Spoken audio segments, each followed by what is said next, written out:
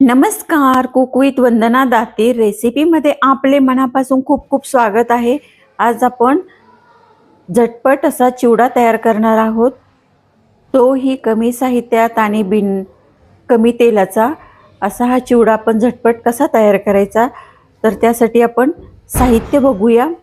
चिवडा बघू शकता, खूप कुरकुरीत झालेला आहे आणि हा मायक्रोवेव्हमध्ये भाजून घेतलेला आहे।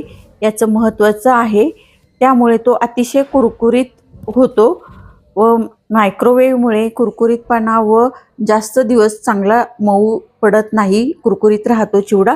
चला तर मग साहित्य बघूया। इथे बघा, जिरे पावडर, शेंगदाणे, चवीनुसार मीठ, डाळ, हळद, कढीपत्ता, लाल तिखट आणि खोबरं एवढंच साहित्य आहे। अजिबात मसालेदार किंवा जास्त असा स्पायसी नाहीये। आणि ह्या छोट्याशा कढईमध्येच मी हा अर्धा किलोपेक्षाही जास्त असा हा चिवडा मी तयार करत आहे। तर तुम्हाला प्रश्न पडला असेल, एवढ्याशा कढईमध्ये कसा हा चिवडा बसणार आता? तर बघूया चला कसा करायचा आहे तो। इथे मी साधारण 2 चमचे मोठे तेल घेतलेलं आहे। तेल चांगलं गरम होऊ द्यायचं आहे। तोपर्यंत व्हिडिओला लाईक, शेअर, सबस्क्राईब जरूर करा। शेंगदाणे भाजून घ्यायचे आहेत, तळून घ्यायचे आहेत चांगले कुरकुरीत होईपर्यंत। शेंगदाणे तळून होत आहेत तोपर्यंत तुम्ही चॅनलला लाईक, शेअर, सबस्क्राईब जरूर करा। हे बघा, शेंगदाणे एक 5 मिनिटं आपण चांगले तळून घेतलेले आहेत, कुरकुरीत तळून घ्यायचे आहेत। त्यानंतर घालायचं आहे खोबरं। खोबरं पण तेलामध्ये चांगलं गुलाबी रंग येईपर्यंत फ्राय करून घ्यायचं आहे।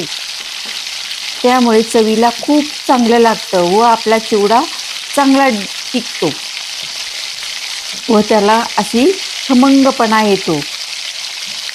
खोबरं तळून होतंय तोपर्यंत व्हिडिओला तुम्ही लाईक, शेअर, सबस्क्राईब जरूर करा।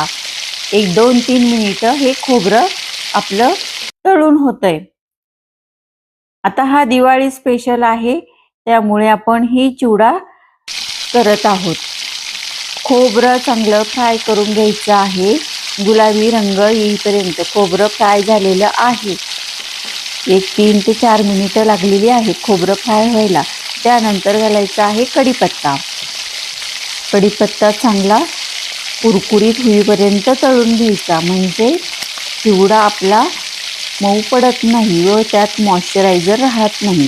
त्यामुळे कढीपत्ता हा चांगला कुरकुरीत होईपर्यंत तळून घ्यायचा। असा हा हलका हलका झाला पाहिजे, म्हणजे आपला चिवडा चांगला खमंग व